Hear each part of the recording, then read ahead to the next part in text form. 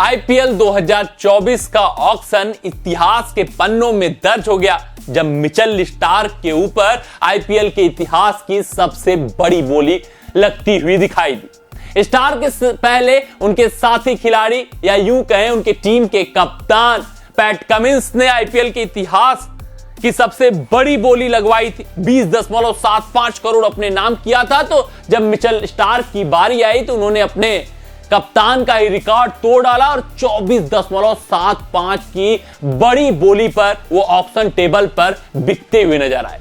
इनको केकेआर ने अपनी झोली में डाला और जो जंग था वो गुजरात टाइटंस के साथ था।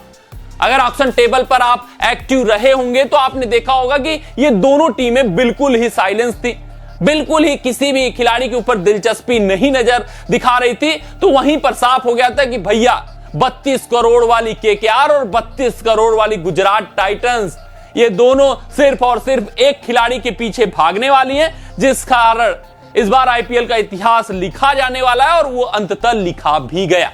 तो गुजरात टाइटंस वर्सेस केकेआर के क्लैश के कारण यहां पर मिचेल स्टार्क के ऊपर 24.75 करोड़ की बोली लगी है।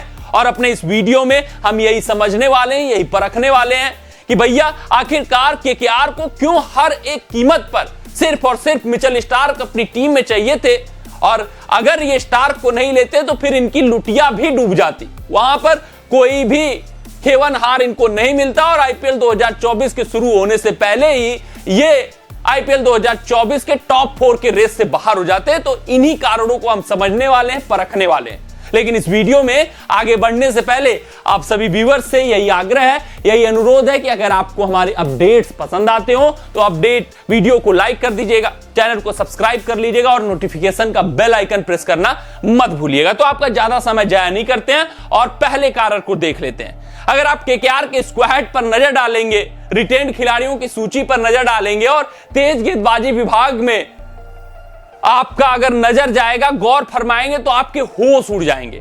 वहां पर देखिए क्या क्या है, वैभव अरोड़ा, हर्षित राणा, आंद्रे रसेल, मतलब सिर्फ और सिर्फ काम चलाऊ गेंदबाज मौजूद थे। अगर स्टार्क न होते तो फिर भैया लुटिया डूबनी तय थी, फिर कोई भी खेवनहार इनको नहीं मिलता और आईपीएल 2024 से शुरू होने से पहले ही इनका काम तमाम हो जाता। और यहीं पर गुजरात टाइटंस से बड़ी चूक हो गई।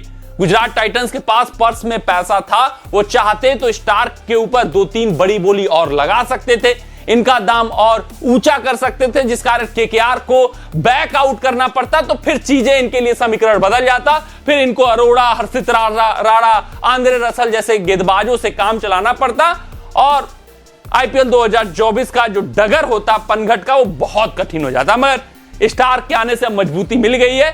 तो ये बड़ी वजह है कि इनके पास इनके रिटेन्ड खिलाड़ियों की सूची में कोई भी तेज गेंदबाज ऐसा नहीं था जिसके ऊपर विश्वास जता सके या फिर कह सके कि प्लेइंग 11 में भी शामिल कर सके। तो मिचेल स्टार्क इनको हर कीमत पे जिस वजह से चाहिए थे।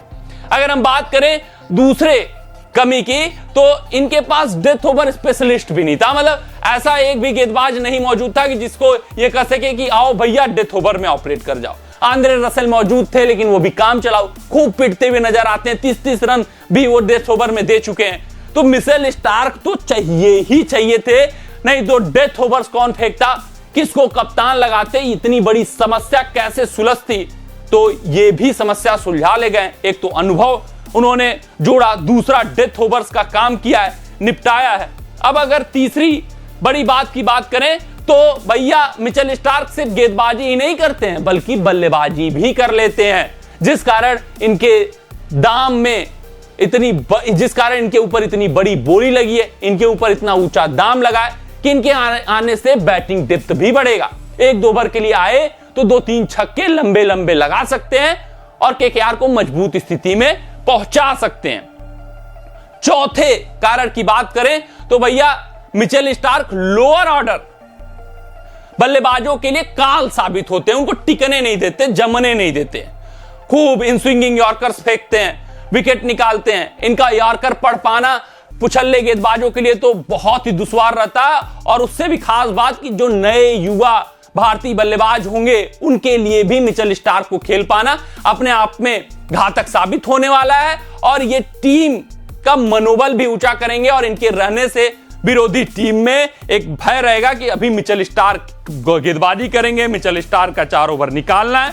तो ये मिचेल स्टार्क का इंपॉर्टेंस है कि लोअर मिडिल ऑर्डर के लिए घातक साबित होते हैं, भारतीय युवा बल्लेबाजों के लिए घातक साबित हो सकते हैं। और सबसे खास बात कि मिचेल स्टार्क के रहने से, मिचेल स्टार्क के प्रेजेंस से विरोधी टीम का जो प्लानिंग है वो बदलेगा और 4 ओवर सेफली केकेआर के निकलते हुए दिखेंगे।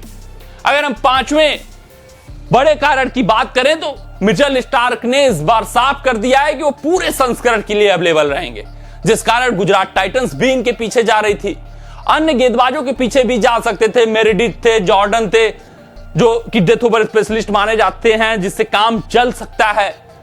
सिर्फ स्टार्क ही क्यों, तो स्टार्क की जो काबिलियत हो तो है ही, प्लस पूरे संस्करण के लिए इस बार बोला स्टार्क ने कि वो आईपीएल में उपलब्ध रहेंगे, पूरा मुकाबला खेलेंगे। क्रिकेट ऑस्ट्रेलिया ने भी सुनिश्चित कर दिया है कि उनके सभी खिलाड़ी जो खेलना चाहते हैं आईपीएल वो पूरे संस्करण के लिए खेलेंगे, जिस वजह से इनके ऊपर इतना बड़ा बोली लगा है, जिस वजह से केकेआर को हर एक कीमत पर केकेआर को जरूरत थी, नहीं तो फिर लुटिया डूबने वाली थी। कोई भी इनको खेवनहार नहीं मिलता अगर स्टार्क इनके पास नहीं आ पाते। तो गंभीर ने जी जान झोंक दिया कि भैया स्टार्क को तो लेना ही लेना है, नहीं तो फिर मैं इस टीम का करूंगा क्या, बेड़ा गर्क हो जाएगा आईपीएल 2024 की शुरू होने से पहले। तो ये 5 बड़े कारण रहे जिनको हमने अपने इस वीडियो में डिस्कस कर लिया। आप भी कमेंट सेक्शन में कमेंट करके बताइए कि आपके हिसाब से स्टार्क के पीछे केकेआर क्यों भागी और गुजरात टाइटंस ने क्यों चूक कर दी स्टार्क को ना लेकर। तो मिलते हैं आपसे अगले अपने रिपोर्ट में, तब तक आप अपना ध्यान दें, सुरक्षित रहें, स्वस्थ रहें, मस्त रहें।